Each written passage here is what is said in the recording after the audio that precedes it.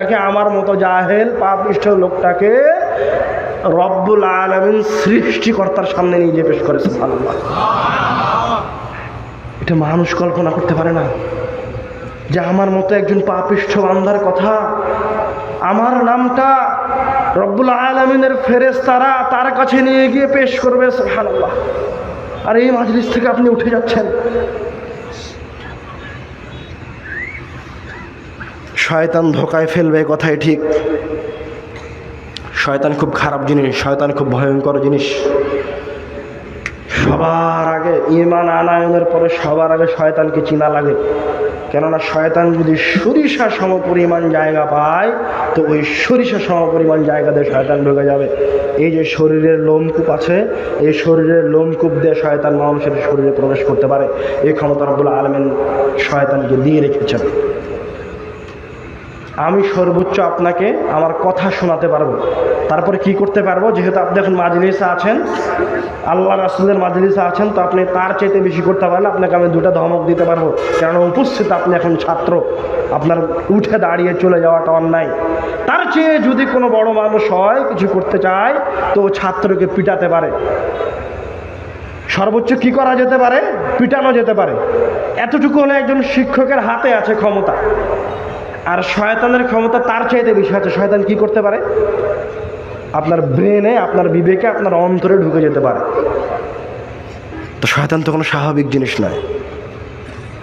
শয়তানকে চিন্তা আমরা ভুল করছি। একটু শয়তানের আলোচনাটা একটু পূর্ণ করে নেই আরেকটা ঘটনা বলে। ওই যে রাত দিন আদম আলাইহিস সালামের ঘটনা আপনারা শুনে আসলেন, যে আদম আলাইহিস সালাম ভুল করেছে, তার ভুলের কারণে তাকে জান্নাত থেকে বের করে দেওয়া হয়েছে। তারপরে তিনি তওবা করেছেন, আল্লাহ তওবা কবুল করেছে। এই ঘটনা রাত দিন আপনার সামনে এইভাবে পেশ হয়েছে। ঘটনা এরকম নয়। আরে একজন নবী কিভাবে ভুল করতে পারে? একজন নবী কিভাবে রব্বুল আলামিনের নাফরমানি করতে পারে? উনি তো কোনো স্বাভাবিক নবী নন। আদম আলাইহিস সালাতু ওয়াস সালাম ওই মানুষ, ওই ব্যক্তি যাকে রব্বুল আলামিন নিজে হাতে বানিয়েছেন। সুবহানাল্লাহ। ফানাফাখতু ফীহি মিন রূহি, অথবা রব্বুল আলামিন তার ভিতরে নিজের রূহ ফুঁকে দিয়েছেন। তিনি হচ্ছেন আদম আলাইহিস সালাম। আদম আলাইহিস সালাম ওই ব্যক্তি যাকে সৃষ্টি করার পরে জান্নাতে থাকতে দেওয়া হয়েছিল। তিনি কিভাবে রব্বুল আলামিনের নাফরমানি করতে পারেন? ওটা রব্বুল আলামিনের নাফরমানি নয়। ওটা রব্বুল আলামিন আপনাকে শয়তানের শক্তিকে দেখাচ্ছেন। শয়তানের সাথে বানি আদমের সম্পর্ক, সংঘর্ষ, যুদ্ধের ঘটনা বলছেন, যে শয়তান তোমাদের ওপর কতটা বিজয়ী হতে পারে, কতটা শক্তিশালী। ওই ঘটনা এইভাবে কোরআন মাজিদে বর্ণনা করা হয়নি। কিভাবে বর্ণনা করা হয়েছে জানেন? আল্লাহ রাব্বুল আলামিন বলছেন যে আল্লাহ আদম আর হাওয়াকে বললেন, তোমরা এই গাছের ফল খেও না। বাস আল্লাহর নির্দেশ এতদূর পর্যন্তই। রব্বুল আলামিন ওই গাছের ফল না খাওয়ার কোনো ফজিলতও বর্ণনা করেননি, কোনো কারণও বর্ণনা করেননি। বাস এতটুকু নির্দেশ যে এই গাছের ফল খেও না তোমরা। এবার রব্বুল আলামিন কুরআনুল কারীমে বলছেন, একাধিক অসংখ্য সূরায় বলেছেন। কোরআন মাজিদ পরিপূর্ণ হয়ে আছে এই ঘটনায়। আল্লাহ রাব্বুল আলামিন বললেন, এবার শয়তান আদম আর হাওয়ার সামনে আসলো। কিভাবে আসলো এটা দেখেন। এই আয়াতটা শুধু শুনে, শুধু এটা মনে করে রাখেন। এই বাক্যটাই আপনার জন্য যথেষ্ট।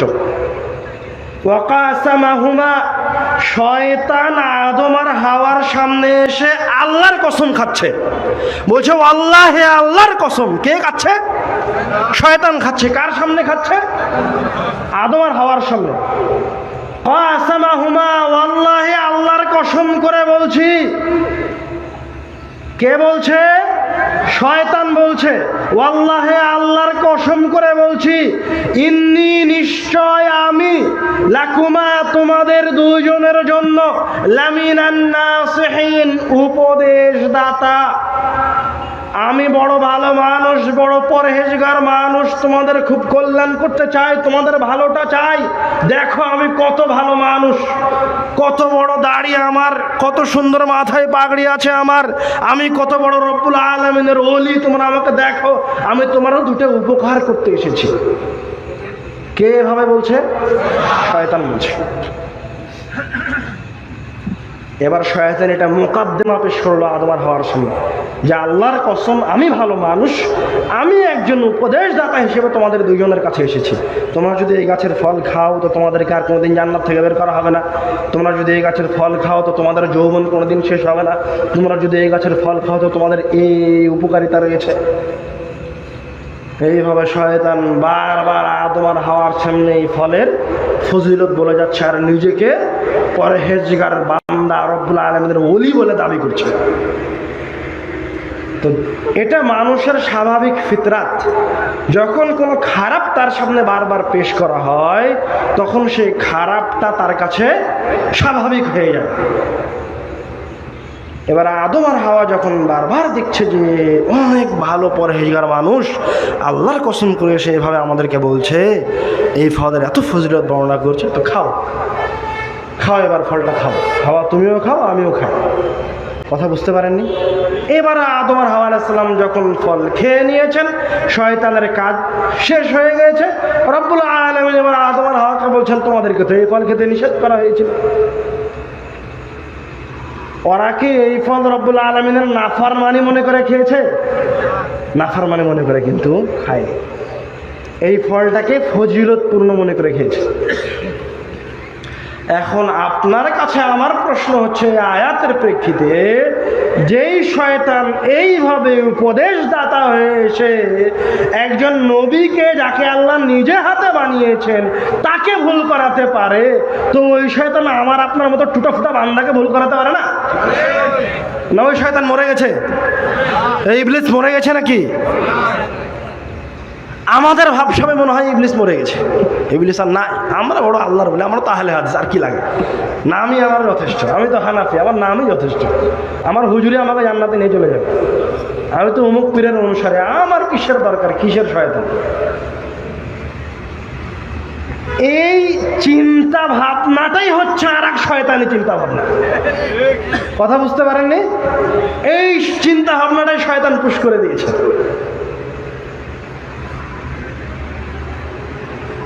শয়তান যদি আদম আলাইহিস সালাতু ওয়াস সালামের সামনে নসিহত দাতা হিসেবে আসতে পারে, তাহলে আপনি আপনার কাগজে কলমে খাতা কলমে লিখে রাখেন, আজও এই পৃথিবীর আনাচে কানাচে এইরকম অসংখ্য স্টেজের ওপর দাঁড়িয়ে থেকে, এইরকম অসংখ্য মসজিদে আর অসংখ্য তাওহীদি জনতার সামনে শুধু ভালো পরহেজগার মানুষ নয়, কিছু শয়তানও মানুষকে নসিহত করছে। ওই শয়তানের মাঝে এক প্রকার শয়তানকে চিনবেন কিভাবে? যে শয়তান দাঁড়িয়ে থেকে তাওহীদি জনতার সামনে নর্তকীদের কথা বলে, গল্প গুজব করে সময় পার করে, সে হচ্ছে ওই শয়তানদের এক প্রকার শয়তান। যে স্টেজে দাঁড়িয়ে মানুষকে নসিহত করার জন্য কোরআন আর হাদিসের তাফসীর মাহফিলের কথা বলে, একত্রিত করে গল্প করে, মজাক করে, গান শোনায়, ও হচ্ছে ওই শয়তানের একটা শয়তান। হয় মানুষরূপী শয়তান, নয়তো বাস্তবিক শয়তান মানুষের রূপ ধারণ করে এসে আপনাকে নসিহত করছে। খবরদার, ও যত বড় আল খেল্লাওয়ালা হোক, যত বড় দাড়িওয়ালা হোক, যত সুন্দর চেহারার হোক না কেন, যেমনই হোক না কেন, তার কাছে যদি দলিল না থাকে আর সে যদি রব্বুল আলামিনের রাসূলের কোনো এক জায়গায় কোনো কিছুতে কোনো পদ্ধতিকে আপনাদের সামনে উল্টো করে পেশ করে, তো তাহলে এখন সে কার অনুসারী হয়ে আছে? শয়তানের অনুসারী হয়ে আছে। শয়তানকে চিনেন? শয়তানকে চেনা খুব জরুরি। শয়তানকে না চিনলে তো আপনি লড়াই করতে পারবেন না। এটা কোথায় থেকে শুরু করেছিলাম? কথাটা কোথায় থেকে শুরু করেছিলাম মনে আছে? কয়েকটা মানুষ উঠে যাচ্ছিল, তাই এখন আপনারা তো উপস্থিত আছেন, কথা শুনছেন। অসংখ্য মানুষ যখন, এই যে অসংখ্য আলেম ওলামার, এখানে কতজন আলেম আছে? না হলেও তো 15-20 জন আলেম আছে। তা আমি তো মনে করেছিলাম হয়তো আমাকে আশাই লাগবে না, এত বড় বড় আলেম আছে। তো দেখছি কমিটির একজন গেছে, ভাই আপনাকে যাওয়া লাগবে। আমি মনে করিনি যে আমাকে আশা লাগবে, এত বড় বড় মানুষ আছে। তো এত বড় বড় আলেম ওলামার নাম শুনে এই প্রোগ্রামে উপস্থিত হওয়ার জন্য হাজার হাজার মানুষ অন্তরে বাসনা করেছিল যে আমি যাব। এরা তো সব সঠিক কথা বলে, কোরআন হাদিসের কথা বলে। যতজন পরিকল্পনা করেছে, যখনই অন্তরে এই পরিকল্পনা করেছে, তখন থেকে শয়তানের পিছনে লেগে গেছে। তারপরে শয়তানের সাথে লড়াই করে কিছু মানুষ চলে এসেছে, আর কিছু মানুষ হয় তার বোনের বিয়ে, নয়তো কেউ মরেছে, নয়তো তার সন্তানের জন্মদিন, নয়তো আর কিছু কারণ দেখে থাক এবার আর যাবো না, আগামীবার যাব। কথা বুঝতে পারেননি? এগুলো হলো শয়তানের স্টেপ বাই স্টেপ ধাপ। আর একজন মাহফিলে চলে এসেছে, আশা করেছে শুনলাম তো দুইজনের কথা, ওস্তাদ যেহেতু জুমার খুদ্ শুনেছি, এখন তাহলে চলে যায়, আরো শোনা লাগবে না। এটাও শয়তানের পক্ষ থেকে একটা পুশ, একটা ইঞ্জেকশন। কথা বুঝতে পারেননি? এখানে তো কেউ অহেতুক কথা বলছে না। এই প্রোগ্রাম তো সারা বছরও যাবৎ চলবে না। আপনি তো নিজে কোনোদিন 5 ঘন্টা দার্সে বসেন না, সারা বছর মিলে এই আপনার 2 দিন সময়। তারপরে যারা উপস্থিত হয়ে আছে এখন পর্যন্ত, এদের মাঝেও এদের পিছনে শয়তান লেগে আছে যে একটু অমনোযোগী করা যায় কিনা। আপনি বলছেন আব্দুর রহিম ভাই খালি আমাদের শ্রোতাদের কথা বললো, তার কথা একটু বললো না। শয়তান আমার পিছনে লেগে আছে যে আব্দুর রহিম একটা ভুল করুক, একটা জায়েজ হাদিস বলুক, কোনো একটা হাদিস তদন্ত না করে বলুক মানুষকে মুগ্ধ করার জন্য। কোন একটা সাফকুল লিসান, মানে জিহবা দিয়ে ভুল করে কোনো একটা কথা বের হয়ে যাক, এই জন্য শয়তান আমার পিছনে লেগে আছে। কথা বুঝতে পারেননি?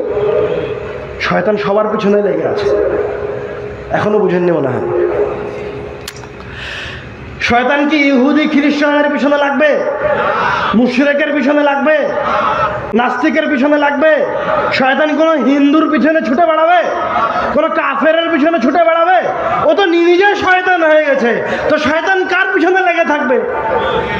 যে নামাজে গেছে, যে এরকম প্রোগ্রামে উপস্থিত হয়েছে, যে মনোযোগ দিয়ে কথা শুনছে, যে যত পরহেজগার ব্যক্তি, শয়তান তত বেশি তাকে টার্গেট করে থাকবে। কথা কি আমার বুঝতে পারলেন? কথাটা তো স্পষ্ট হয়েছে নাকি? এটা হচ্ছে খোলাসাতুল কালাম, কথার সারাংশ, যে আপনি যত ভালো মানুষ, যত পরহেজগার ব্যক্তি, শয়তান তত চেষ্টা করবে যে আপনাকে কিভাবে পথভ্রষ্ট করা যায়। শয়তান যত শক্তিশালী হোক না কেন, ইন্না কাইদা শাইতানি কানা দাঈফা, শয়তানের চক্রান্ত যত শক্তিশালী হোক, শয়তান দুর্বল। কিভাবে? এই শয়তানকে আপনি এখন তাড়াবেন কিভাবে? এই যে মন চাচ্ছে ও প্রোগ্রাম থেকে উঠে চলে যায়, এই শয়তানকে এখন তাড়াবেন কিভাবে? চাকু দিয়ে মারবেন? গুলি দিয়ে মারে শয়তান মরবে? তরবারি দিয়ে, বোমা দিয়ে মারে শয়তান মরবে? মরবে না। শয়তানকে মারার অস্ত্র হচ্ছে আল্লাহর কাছে শয়তান থেকে পরিত্রাণ চান। বলেন আউযু বিল্লাহি মিনাশ শাইতানির রাজিম। শয়তান ঘাইল হয়ে গেছে। এটা গেল 1 নাম্বার পয়েন্ট, শয়তানকে ঘাইল করার জন্য কি বলবেন? আউযু বিল্লাহি মিনাশ শাইতানির রাজিম। শয়তানকে একটু অপমান করতে চান, যে একটু অপমানিত হোক, সারাত দিন খালি আমাকে ভুল করাই, ওকে যদি একটু অপমান করতে চান তাহলে বলেন বিসমিল্লাহ, এতটুকুই যথেষ্ট। আল্লাহ রাসূল বলছেন তাসাগারা শয়তান, বিসমিল্লাহ বললে শয়তান এত ছোট হয়ে যায়, এত ছোট হয়ে যায়, একটা মাছির মতো হয়ে যায়, না ও অপমানিত হয়ে যায়। তো ওকে অপমান করার জন্য কি বলতে হবে? বিসমিল্লাহ। আর যদি মাঝে মাঝে মন চায় যে শয়তানকে একটু কাঁদাবো, একটা কষ্টের চূড়ান্ত পর্যায়ে, তখন কি করবেন? কুরআনুল কারীমের যে সমস্ত আয়াতে সাজদা আছে, আল্লাহ রাসূল সাল্লাল্লাহু আলাইহি ওয়াসাল্লাম বলছেন, যখন কোনো মুমিন বান্দা ওই সাজদার আয়াত তেলাওয়াত করে সিজদা করে, তখন শয়তান তার কাছ থেকে দূরে পালিয়ে যায়। দূরে পালিয়ে গিয়ে কান্নাকাটি করে আর বলে, রব্বুল আলামিন আমাকে সিজদার নির্দেশ দিয়েছিল, কিন্তু আমি ইবলিস সিজদা করিনি, এই জন্য আমি জাহান্নামী। আর আদমকে রব্বুল আলামিন আর তার সন্তানদেরকে রব্বুল আলামিন সিজদার নির্দেশ দিয়েছে, ওরা সিজদা করে বলে আজ তারা জান্নাতি। সুবহানাল্লাহ। শয়তান যত শক্তিশালী হোক, ওর চক্রান্ত যত শক্তিশালী হোক, ওকে ছোট করা জটিল কঠিন কোনো বিষয় নয়। এটা গেল একটা শয়তান থেকে বাঁচার উপায়, আউযুবিল্লাহি মিনাশ শাইতানির রাজিম। আর একটা গেল শয়তানকে অপমান করার জন্য বিসমিল্লাহ। আর একটা গেল শয়তানকে কাঁদানোর জন্য সাজদার আয়াতে সিজদা করা। সিজদার কিন্তু দোয়া আছে, ওই দোয়াটা পড়তে হবে। কি দোয়া? হ্যাঁ, কেউ বলতে পারবেন?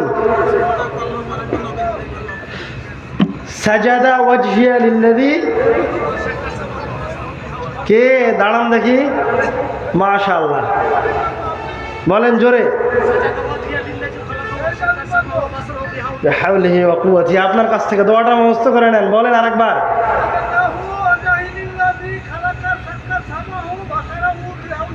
ওয়া কুওয়াতিহি, মাশাআল্লাহ। এটা হচ্ছে সিজদার আয়াতে সিজদা দেওয়ার দোয়া।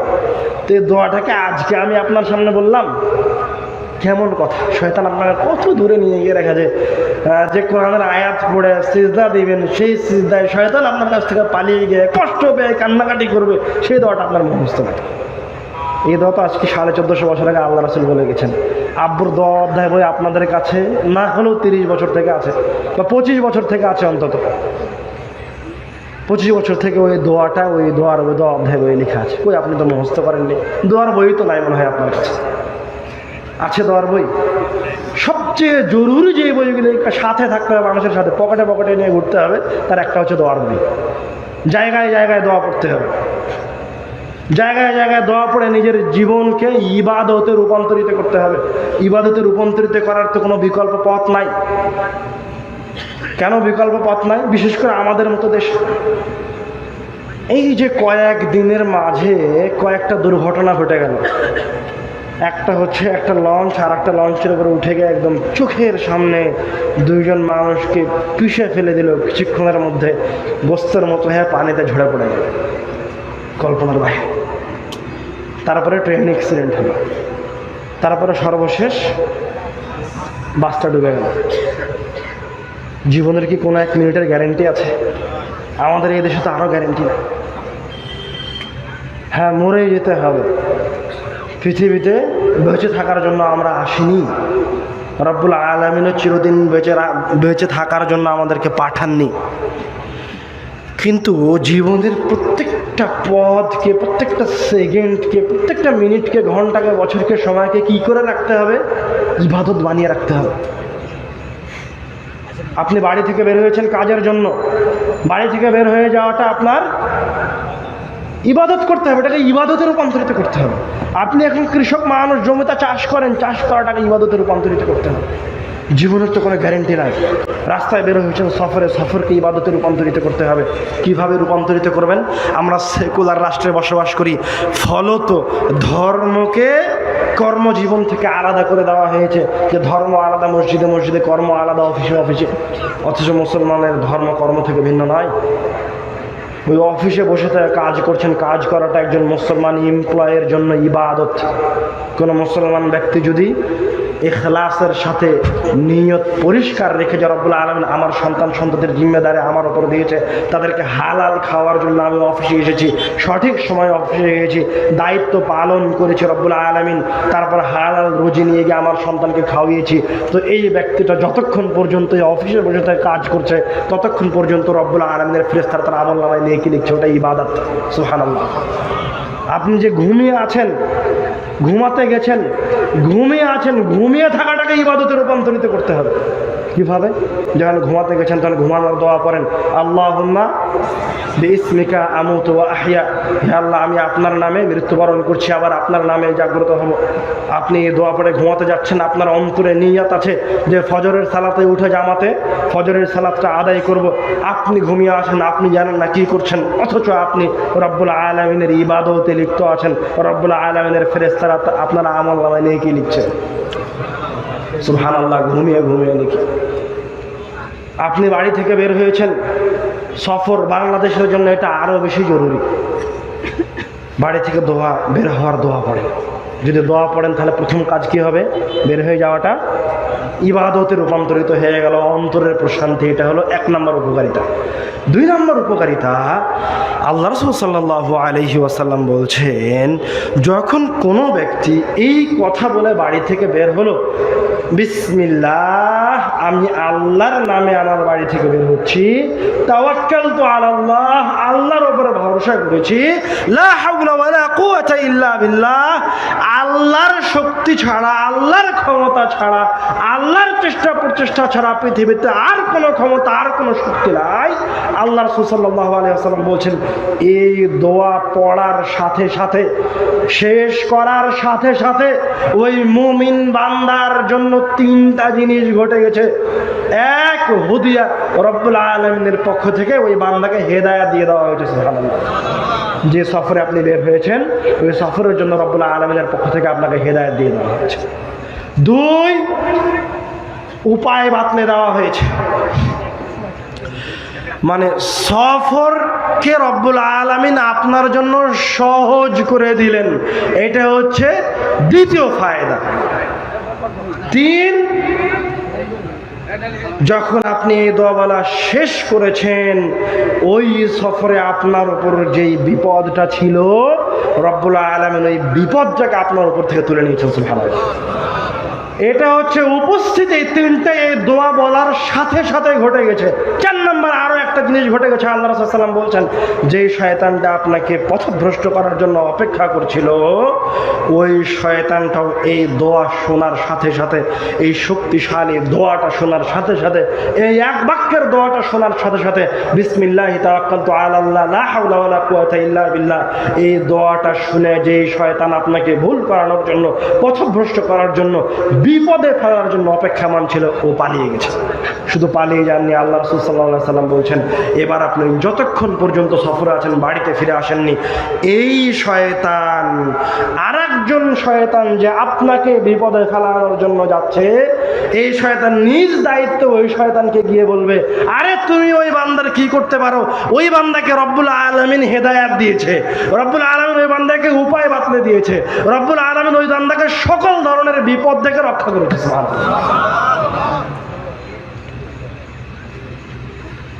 এই দোয়াকে আমরা বলে বের হই। এইরকম ইবাদতে কি আমরা আমাদের জীবনকে রূপান্তরিত করতে পেরেছি? কয়েকজন মানুষ আছেন যারা দোয়া বলে বাড়ি থেকে বের হয়ে আজকের এই প্রোগ্রামে এসেছেন? বলেন দেখি, হাত উঠান দেখি। কয়েকজন মানুষ আছেন দোয়া বলে বাড়ি থেকে বের হয়েছেন? কয়েকজন আছেন? মোটামুটি আছে, তবে অর্ধেক হবে না, অর্ধেকের কম।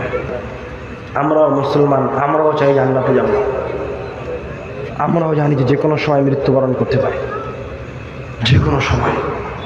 তাহলে পরিস্থিতি কোথায়? কল্পনা করেন যে এই বাসটা পানিতে পড়ে গেল, ওই বাসটাতে তো কোনো একজন আপনিও হতে পারতেন, আল্লাহ না করে। লঞ্চে যেই ছেলেটা পিষে গেল, ওই ছেলেটাকে রব্বুল আলামিনের ইবাদত অবস্থায় ছিল। ট্রেন অ্যাক্সিডেন্টের সময় যারা মারা গেল, ওরা কি রব্বুল আলামিনের ইবাদত অবস্থায় ছিল? এটা হচ্ছে একজন মুমিনের জন্য বিজয়, যে সে তার ইবাদত রত অবস্থায় থাকবে। রব্বুল আলামিনের ইবাদতে থাকা খুবই জরুরি। আমরা কোথায় থেকে শুরু করেছিলাম? রাসূল সাল্লাল্লাহু আলাইহি ওয়াসাল্লামের উপর দরুদ পাঠ করা। তারপরে কোথায় আসলাম? শয়তানের আলোচনায়। তারপরে কোথায় আসলাম? জীবনকে ইবাদতে রূপান্তরিত করতে হবে। প্রত্যেকটা পয়েন্টই আপনার জীবনের জন্য অন্যতম সবচেয়ে গুরুত্বপূর্ণ পয়েন্ট। নিজের জীবনকে ইবাদতে রূপান্তরিত করতে পারবেন ইনশাআল্লাহ, এটা আমাদের সফলতা। কিন্তু যদি এই কথা শুনে যাওয়ার পর জীবনকে ইবাদতে রূপান্তরিত না করতে পারেন, তাহলে এই মাজলিসের কোনো উপকারিতা থাকবে না। শয়তানের এই বিশাল শক্তির কথা শোনার পরেও যদি শয়তান থেকে পরিত্রাণের জন্য যথাযথ উপায় অবলম্বন না করতে পারেন, তো এটা এই মাজলিসের কোনো উপকারিতা থাকলো না। আর শয়তান কিন্তু শক্তিশালী, যেই জায়গা পাবে, যতটুকু জায়গা পাবে, অতটুকু জায়গা দিয়েই প্রবেশ করে সে আপনাকে ভুল করানোর চেষ্টা করবে। শয়তান চেষ্টা করবে আপনি এখন এই আলোচনায় যা শুনেছেন তা আপনি ভুলে যান। ভুলে দেওয়ার চেষ্টা করে। বাস্তবে আপনি দু একটা পয়েন্ট ভুলে যাবেন। যা শুনেছেন ওটা কি খাতায় লিখে রাখতে হবে। যা শুনেছেন ওটাকে বাড়িতে বউকে বলতে হবে, ওটাকে বাড়িতে সন্তানের সামনে গিয়ে আলোচনা করতে হবে যে আজকে আব্দুর রহিম ভাইয়ের আলোচনায় পয়েন্ট শুনলাম যে শয়তান এভাবে আদম আলাইহিস সালামকে পথভ্রষ্ট করেছিল। তোমরা যে গল্প শোনো আদম আলাইহিস সালাম ভুল করেছে, আল্লাহ নাফরমানি করেছে, গল্প এরকম নয়। যে গল্পটা ভালোভাবে বলতে পারবেন না? বলবেন তো ইনশাল্লাহ। এইভাবে গল্পটা সাজিয়ে বলবেন যে শয়তান এরকম শক্তিশালী, আল্লাহর কসম করে, আল্লাহর কসম করে মানুষকে বিভ্রান্ত করে, ভালো মানুষের রূপ ধারণ করে আসে, পরহেজগার ব্যক্তির রূপ ধারণ করে আসে। তুমি চিনতে পারবে না শয়তান কোনটা। শয়তান চেনার জন্য বিচক্ষণ হতে হবে। তুমি বাড়ি থেকে বের হয়ে গেছো, ভুলে যাবা দোয়া পড়তে, শয়তান তোমাকে ভুলিয়ে দিবে। মুসা আলাইহিস সালাম বলছেন ওমা আনসানি ইল্লা শয়তান, মানে মাস যখন চলে গেল, ভুলে গেছে, তখন যখন ভুলে গেছে, পরে মনে পড়ে গেছে, তখন এবারকার তিনি বলছেন ওমা আনসানি ইল্লা শয়তান, আমাকে শয়তান ছাড়া অন্য কেউ ভুলিয়ে দেয়নি রব্বুল আলামিন, শয়তান আমাকে ভুলিয়ে দিয়েছে, জন্য আমি ভুলে গেছি। মানে একজন নবীকেও শয়তান ভুলিয়ে দিয়েছে। এটা সবচেয়ে জরুরি কথা, শয়তানকে চিনতে হবে। এরপরে আবার ফিরে আসি যে আলোচনা দিয়ে আমরা আজকের কথা শুরু করেছিলাম, আল্লাহ রাসূল সাল্লাল্লাহু আলাইহি ওয়াসাল্লামের উপর দরুদ পাঠ করা। এটা আল্লাহ রাসূলের উপর দরুদ পাঠ করা হচ্ছে তার প্রতি মহাব্বত, তার প্রতি ভালোবাসা। শুধু তাই নয়, স্বয়ং রব্বুল আলামিনের ইবাদত। প্রমাণ যে হাদিসটা শুরু করে একটা অংশ বলে অন্যদিকে চলে গেলাম, যে লম্বা আলোচনা হলো। বলেন দেখি কোথায় হাদিস ছেড়ে দিয়েছিলাম, কোন সাহাবীর ঘটনা বলছিলাম? 4 ভাগের 1 ভাগে একজন পাওয়া গেছে। আর কোনো ক্লু? আলোচনা মনে রাখা কঠিন জিনিস, এটা দাস। উবাই ইবনে কাব হচ্ছে সাহাবীর নাম। আল্লাহ রাসূলের একজন সাহাবী, তিনি আল্লাহ রাসূলকে এসে বললেন, হে আল্লাহ রাসূল, ইন্নী উকসিরু সালাত আলাইকা, আমি আপনার উপর অনেক বেশি বেশি সালাত পাঠ করি, দরুদ পাঠ করি। ফাকাম আজআলু লাকা সালাতি, আপনি একটু বলে দেন তো আমি যতক্ষণ রব্বুল আলামিনের ইবাদত করি, তার কাছে কিছু চাই, তার মাঝে কতক্ষণ সময় আপনার উপর দরুদ পাঠ করতে হবে? আল্লাহ রাসূল সাল্লাল্লাহু আলাইহি ওয়াসাল্লাম বললেন, মা সেটা তোমার ইচ্ছা, যতক্ষণ ইচ্ছা দরুদ পাঠ করো। উবাই ইবনে কাব নিজে নিজের সময় নির্ধারণ করে নিয়ে আল্লাহ রাসূলকে বললেন, ঠিক আছে আল্লাহ রাসূল, আর রুবু, আমি 4 ভাগের 1 ভাগ সময় আপনার উপর দরুদ পাঠ করব। আল্লাহ রাসূল সাল্লাল্লাহু আলাইহি ওয়াসাল্লাম উত্তরে বললেন, মা সেটা তোমার ইচ্ছা, ফাইন জিদতা ফাহুয়া খায়রুন লাক, তুমি যদি যতক্ষণ রব্বুল আলামিনের ইবাদত করছো তার 4 ভাগের 1 ভাগ দরুদ পাঠ না করে তার চেয়ে বেশি সময় দরুদ পাঠ করো, তাহলে সেটা তোমার জন্য আরো বেশি কল্যাণকর। সুবহানাল্লাহ। উবাই ইবনে কাব মনে করলেন তাহলে মনে হয় সময় বেলা কম হয়ে গেছে। তিনি আবার বললেন, ঠিক আছে আল্লাহ রাসূল, আননিস, আমি যতক্ষণ রব্বুল আলামিনের কাছে কিছু চাই তার অর্ধেক সময় আপনার উপর দরুদ পাঠ করব। আল্লাহ রাসূল সাল্লাল্লাহু আলাইহি ওয়াসাল্লাম একই উত্তর দিলেন, মা সেটা তোমার ইচ্ছা, ফাইন জিদতা ফাহুয়া খায়রুন লাক, কিন্তু তুমি যদি এর চেয়েও বেশি সময় দরুদ পাঠ করো তো সেটা তোমার জন্য আরো বেশি কল্যাণকর। সুবহানাল্লাহ। আল্লাহ রাসূল সাল্লাল্লাহু আলাইহি ওয়াসাল্লামের এই উত্তর শুনে উবাই ইবনে কাব আবার বলছে, ঠিক আছে আল্লাহ রাসূল, তাহলে 4 ভাগের 3 ভাগ সময় আমি আপনার উপর দরুদ পাঠ করব। সুবহানাল্লাহ। আল্লাহ রাসূল সাল্লাল্লাহু আলাইহি ওয়াসাল্লাম আবার একই উত্তর দিলেন, মা সেটা তোমার ইচ্ছা করো, সমস্যা নাই, ফাইন জিদতা ফাহুয়া খায়রুন লাক, কিন্তু তুমি যদি এর চেয়ে আরো বেশি সময় আমার উপর দরুদ পাঠ করো তাহলে সেটা তোমার জন্য আরো বেশি কল্যাণকর হবে। সুবহানাল্লাহ। এবার উবাই ইবনে কাব রাদিয়াল্লাহু তাআলা আনহু আল্লাহ রাসূল সাল্লাল্লাহু আলাইহি ওয়াসাল্লামকে বলছেন, হে আল্লাহর রাসূল, আজআলু লাকা সালাতি কুল্লাহা, আমি যতক্ষণ রব্বুল আলামিনের কাছে কোনো কিছু চাচ্ছি, যতক্ষণ আল্লাহর কাছে আমি কোনো কিছু দাবি করছি, আমার অন্তরের কোনো একটা বাসনা পেশ করছি, আমি আর কিছু বলবো না, আমার সারাটা সময় খালি তোমার উপর দরুদই পাঠ করব। সুবহানাল্লাহ। এবার মুহাম্মদ সাল্লাল্লাহু আলাইহি ওয়াসাল্লাম তার উত্তর পরিবর্তন করে দিলেন। তিনি বললেন, উতিতা হাম্মাক, তুমি যদি এইভাবে আমার উপর দরুদ পাঠ করতে থাকো তো তুমি যে সমস্যার মাঝে পড়ে রব্বুল আলামিনের কাছে চাচ্ছিলে, তুমি যে বিপদের মাঝে আছো, তোমার অন্তরে যা রব্বুল আলামিনের কাছে চাওয়া আছে, উতিতা হাম্মাক, তোমার অন্তর যা চাই সব রব্বুল আলামিন তোমাকে দিয়ে দিবেন। সুবহানাল্লাহ। উতিতা হাম্মাক, এই বাক্যটুকুই যথেষ্ট ছিল। উতিতা হাম্মাক, এই বাক্যটুকুই যথেষ্ট ছিল উবাই ইবনে কাব রাদিয়াল্লাহু তাআলা আনহুর জন্য। দরুদের বিনিময় হিসেবে এতটুকুই যথেষ্ট ছিল। কিন্তু আল্লাহ রাসূল এখানে থেমে গেলেন না। আল্লাহ রাসূল আরো বললেন, ও ফিরালাকা যামবাক, তুমি যদি এইভাবে দরুদ পাঠ করতে থাকো রব্বুল আলামিন তোমার পাপগুলোকে মিটিয়ে দেবেন। সুবহানাল্লাহ। তো আল্লাহ রাসূলের উপর দরুদ পাঠ করা ইবাদত। কিভাবে ইবাদত? আপনি শুধু দরুদ পাঠ করছেন কার উপরে? আল্লাহর রাসূলের উপরে।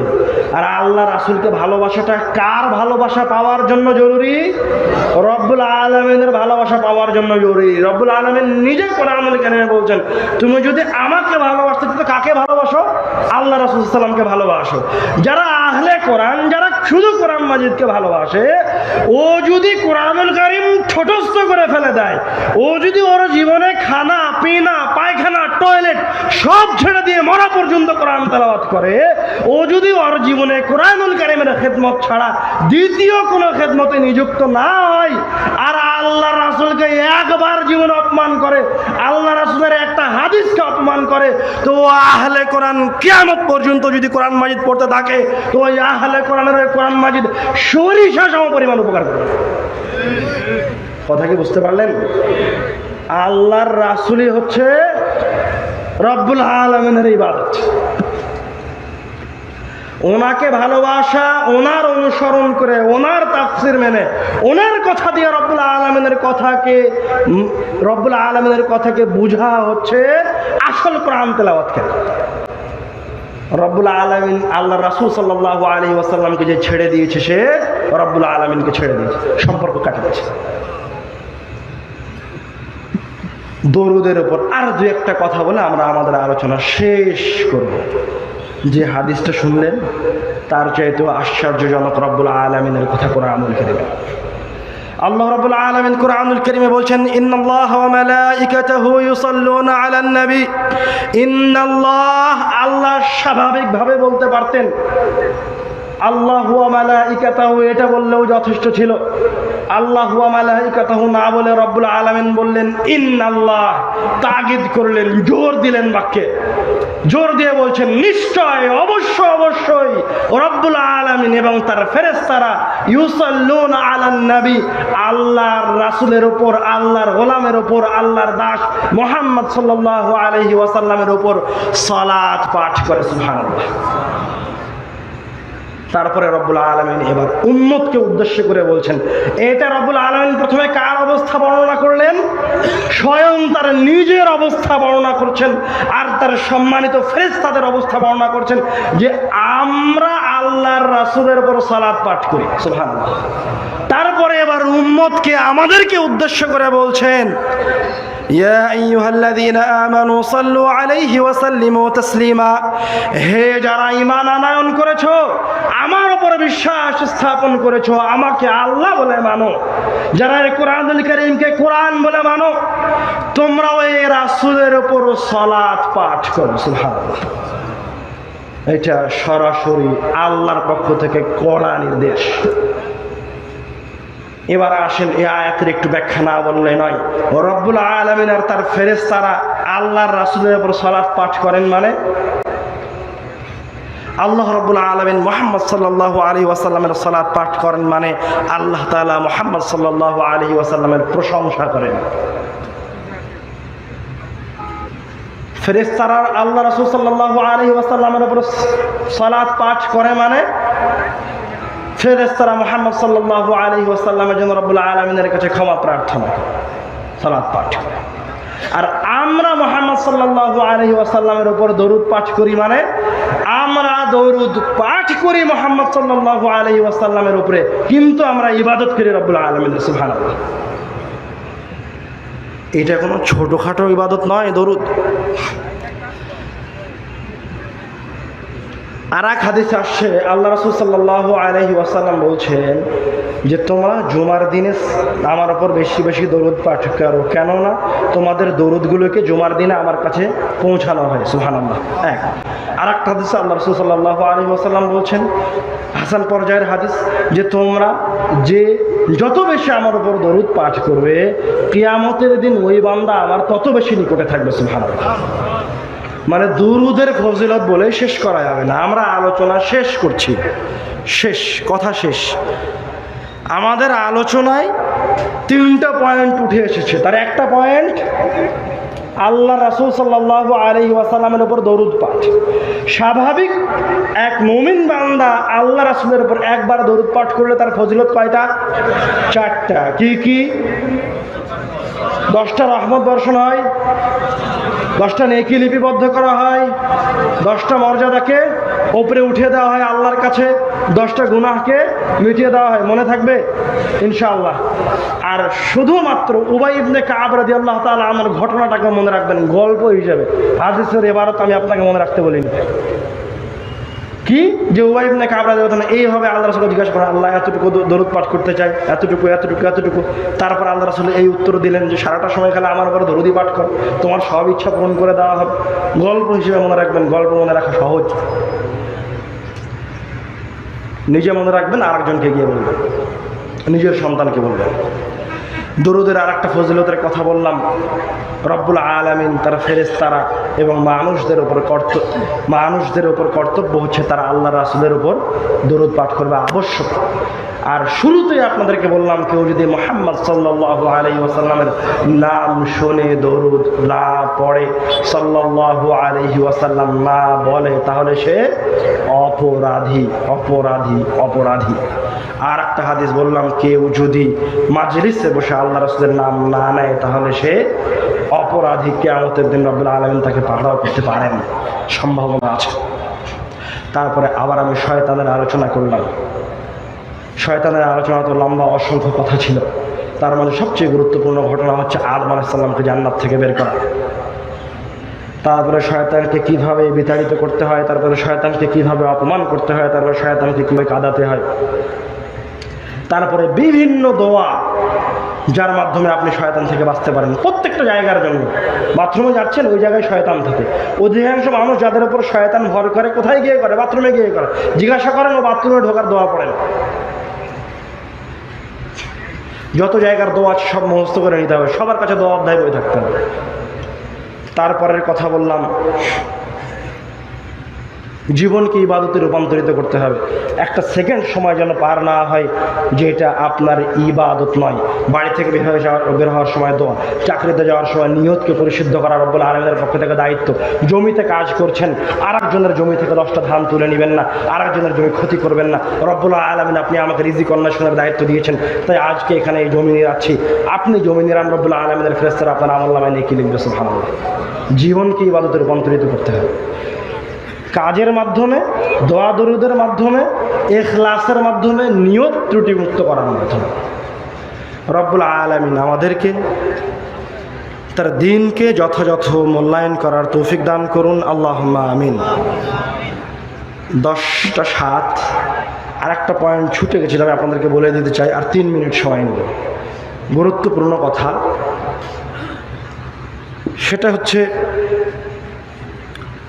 আপনার এখান থেকে 5 মিনিট দূরে আল জামিয়া আস-সালাফিয়া আছে।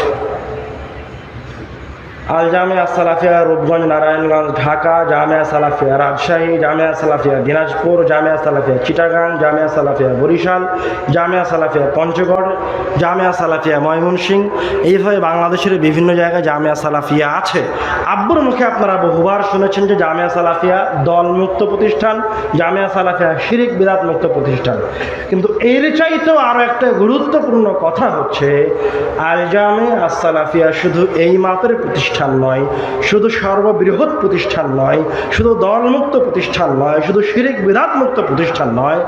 জামিয়া সালাফিয়া হচ্ছে এই দেশের আহলুল হাদিসদের জন্য শিক্ষাগত দিক থেকে সবচেয়ে উন্নত মানের প্রতিষ্ঠান, আলহামদুলিল্লাহ। এই জামিয়া সালাফিয়াকে রব্বুল আলামিন কবুল করেছেন এবং দেশ ও পৃথিবীর সবচেয়ে বড় বড় বিদ্বানদেরকে জমা করার তৌফিক দান করেছেন, আলহামদুলিল্লাহ। এই জামিয়া সালাফিয়া আপনাদের জন্য রব্বুল আলামিনের পক্ষ থেকে এই দেশবাসীর জন্য সবচেয়ে বড় নিয়ামতগুলির একটা নিয়ামত, আলহামদুলিল্লাহ। রব্বুল আলামিন এই জামিয়া সালাফিয়াকে আরও উত্তমভাবে কবুল করুন, আল্লাহুম্মা আমিন। শুধু এই জায়গায় জামিয়া সালাফিয়ার শিক্ষাগত কার্যক্রম শেষ হয়নি। জামিয়া সালাফিয়ার অঙ্গ প্রতিষ্ঠান হচ্ছে আদ-দাওয়াতু ইলাল্লাহ, যার অধীনে 700 মক্তব পরিচালিত হয়। আরও অসংখ্য প্রতিষ্ঠান আছে যাদের অধীনেও হাজার হাজার মক্তব পরিচালিত হয়। কিন্তু জামিয়া সালাফিয়ার আদ-দাওয়া ইলাল্লাহর মক্তব আর অন্যান্য মক্তবের ভিতরে আকাশ জমিন তফাৎ আছে। কি সেই তফাৎ? যে 700 মক্তব এখন পর্যন্ত চালু হয়েছে, তাদের প্রত্যেক মসজিদের ইমামকে আমরা আমাদের জামিয়া সালাফিয়ায় বিনা খরচে নিয়ে এসেছি। ফ্রিতে খাবার দাবারের থাকার ব্যবস্থা করে এই দেশের এই পৃথিবীর সবচেয়ে বড় বড় আলেমদেরকে দিয়ে প্রস্তুত করেছি, যাতে করে ওই মক্তবে গিয়ে স্কুলের বাচ্চাগুলিকে, ছোট ছোট বাচ্চাগুলিকে সঠিক দ্বীনের শিক্ষা দিতে পারে। সুবহানাল্লাহ, এটা রব্বুল আলামিনের পক্ষ থেকে অনেক বড় নিয়ামত। এই জায়গায় কাজ শেষ হয়ে যায়নি। এবার এই সমস্ত ইমাম আর ওই সমস্ত ছাত্ররা যেন অ্যাক্টিভ থাকে, আমাদের সাথে যুক্ত থাকে, এই পথ থেকে মুখ ফিরিয়ে না নেয়, মানহাজকে যেন পরিবর্তন না করে, এই জন্য ওরা প্রতিনিয়ত আমাদের সাথে সংযুক্ত থাকে। তার অন্যতম একটা মাধ্যম হচ্ছে বক্তব্য অলিম্পিয়াড 2026। দেখেছেন কেউ? কয়জন দেখেছেন? ছোট ছোট বাচ্চাদের আশ্চর্যজনক পারফরমেন্স। 700 মক্তবের মাঝে 30টা মক্তব আন্তর্জাতিক পর্যায়ে এসেছিল। প্রথমে এলাকায় এলাকায় প্রতিযোগিতা হয়েছে, তারপরে জেলা পর্যায়ে প্রতিযোগিতা হয়েছে, তারপরে বিভাগ পর্যায়ে প্রতিযোগিতা হয়েছে, তারপর আন্তর্জাতিক পর্যায়ের প্রতিযোগিতার ভিডিওটা আপনারা এনটিভিতে দেখেছেন। একজন সন্তান কীভাবে শিক্ষিত হয়ে আদর্শের সাথে এই মক্তব থেকে বের হয়ে আসছে, এটা জামিয়া সালাফিয়ার অন্যতম সবচেয়ে বড় খেদমতগুলির একটা বড় খেদমত। আলহামদুলিল্লাহ, এটা কোনো ছোটোখাটো কাজ নয়। জামিয়া সালাফের আর একটা কাজ হচ্ছে বাংলাদেশের দুর্যোগকালীন সময় বিভিন্ন প্রয়োজনে এই দেশের মানুষের পাশে দাঁড়ানো। জামিয়া সালাফিয়া সর্বপ্রথম রোহিঙ্গাদের পাশে যারা দাঁড়িয়েছে, যারা সবচেয়ে বেশি উল্লেখযোগ্য ভূমিকা পালন করেছিল, তার মধ্যে জামিয়া সালাফিয়া আছে। সিলেটের বন্যায় যারা কাজ করেছে, তারপরে আপনার কুমিল্লায় বন্যায় যারা কাজ করেছে, এরকম বড় বড় বিপদে যারা খুব ভালো অবস্থান নিয়ে দাঁড়িয়েছে আহলুল হাদিসদের মাঝে থেকে, তার মাঝে জামিয়া সালাফিয়া অন্যতম। এবং জামিয়া সালাফিয়ার পক্ষ থেকে আলহামদুলিল্লাহ আমি আব্দুর রহিম বিন আব্দুর রাজ্জাক এখনও ফিলিস্তিনের গাজা অঞ্চলে এবং যে সমস্ত গাজার অধিবাসী মিশরে অবস্থান করে তাদের জন্য নিয়মিত টাকা পয়সা দিয়ে হোক, খাবারের ব্যবস্থা করে হোক, বা আর কোনোভাবে হোক, স্বাবলম্বী করা হোক, বিভিন্নভাবে সহযোগিতা করে আসছে। এর নাম হচ্ছে জামিয়া সালাফিয়া। শুধু তাই নয়, জামিয়া সালাফিয়া থেকে বিদ্বানদের হাতে লেখা পত্রিকা বের হয়, তার নাম কি? আলে ইতিসাম পত্রিকা। এটা হলো বিদ্বানদের কাজ। আর একটা পত্রিকা বের হয় যেটা ছাত্ররা লিখে, ওই পত্রিকা ছাত্ররা লিখে, ওই পত্রিকার সম্পাদকীয় করে ছাত্ররা, ওই পত্রিকার ডিজাইন করে ছাত্ররা, ওই পত্রিকা ছাপায় ছাত্ররা, তার নাম হচ্ছে কিশোরয়। জামিয়া সালাফিয়া থেকে আর একটা পত্রিকা বের হয়, আরবি পত্রিকা, তার নাম হচ্ছে মাজাল্লাতুস সালাফ। জামিয়া সালাফের আর একটা কাজ হচ্ছে গবেষণা। এখন পর্যন্ত অসংখ্য বইকে জামিয়া সালাফিয়া বাংলায় অনুবাদ করেছে। তার মাঝে অন্যতম আপনাদের জন্য জরুরি একটা কিতাব হচ্ছে সিলসিলাতুল হাদিস আস-সহিহা। সিলসিলাতুল হাদিস আস-সহিহার কোটেশন দেখবেন আমাদের আলেম ওলামাদের বইয়ে অসংখ্য জায়গায়, দেখেন না সিলসিলা সহিহা লেখা থাকে, এত নম্বর খন্ড, এত নম্বর পৃষ্ঠা। আলবানী রাহিমাহুল্লাহর ওই বইয়ের সম্পূর্ণ বইয়ের বাংলায় অনুবাদ করা হয়েছে জামিয়া সালাফিয়ার গবেষণাগার থেকে। আলহামদুলিল্লাহ, আহলুল হাদিসদের জন্য পরিপূর্ণ কোনো ফিকহের গ্রন্থ ছিল না। সফিউর রহমান মোবারকপুরীর পরিপূর্ণ ফিকহের গ্রন্থটা গবেষণাগার থেকে অনুবাদ করা হয়েছে। এরকম অসংখ্য গুরুত্বপূর্ণ বইয়ের অনুবাদ করেছে জামিয়া সালাফিয়ার গবেষকরা। অসংখ্য বই নিজে হাতে তারা লিপিবদ্ধ করে প্রকাশ করেছে জামিয়া সালাফিয়া। এইভাবে জামিয়া সালাফিয়ার অসংখ্য খেদমত আছে। আপনাদের কাছে দাবি হচ্ছে আপনারা জামিয়া সালাফিয়ার জন্য দোয়া করবেন। যারা এই জায়গায় উপস্থিত হয়েছেন একবার অন্তত জামিয়া সালাফিয়ার রূপগঞ্জে যাবেন, দেখবেন, দোয়া করবেন রব্বুল আলামিন যেন এই জামিয়া সালাফিয়াকে কবুল করে আল্লাহুম্মা আমিন। একে যেন আরও বেশি খেদমত করার তৌফিক দান করে আল্লাহুম্মা আমিন। এবং এর খেদমতকে, এর জ্ঞানকে, এবং যে সমস্ত ছাত্ররা জ্ঞান অর্জন করে আলেম হয়ে প্রতিষ্ঠানগুলি থেকে বের হচ্ছে, এরাও কিন্তু আবার বিভিন্ন প্রতিষ্ঠানে প্রিন্সিপাল হিসেবে, বড় বড় দায়িত্বশীল হিসেবে, আলেম হিসেবে নিযুক্ত হচ্ছে। জামিয়া সালাফিয়ার আর একটা কাজ হচ্ছে জামিয়া সালাফিয়া অসংখ্য প্রতিষ্ঠানকে মুআদালাভুক্ত করছে। মুআদালাভুক্ত করে ওই জায়গার শিক্ষক হিসেবে, ওই জায়গার পরিচালক হিসেবে জামিয়া সালাফিয়া থেকে পড়া ভালো ছাত্র, ভালো পড়াতে পারবে, ভালো বিদ্বান, তাকে ওই জায়গায় পাঠানো হয়। এরকম প্রতিষ্ঠানের সংখ্যা এখন পর্যন্ত প্রায় ৭৭টা। সুবহানাল্লাহ, অসংখ্য অবদান বলে শেষ করা যাবে না। আলহামদুলিল্লাহ, আপনারা এটার জন্য দোয়া করবেন, রব্বুল আলামিন কবুল করুক। আমাদের জন্য দোয়া করবেন, রব্বুল আলামিন কবুল করুক। আল্লাহুম্মা আমিন। এবং যা আলোচনা করলাম তা মনে রাখার চেষ্টা করবেন, এটা হচ্ছে শেষ দাবি। মনে থাকবে ইনশাআল্লাহ। তিনটা মূল পয়েন্ট ছিল: আল্লাহ রাসূলের উপর দরুদ, শয়তান থেকে বেঁচে থাকা, 3 নাম্বার জীবনকে ইবাদতে রূপান্তরিত করা। ওয়া আখিরি দাওয়ানা আলহামদুলিল্লাহি রাব্বিল আলামিন। আসসালামু আলাইকুম ওয়া রাহমাতুল্লাহ।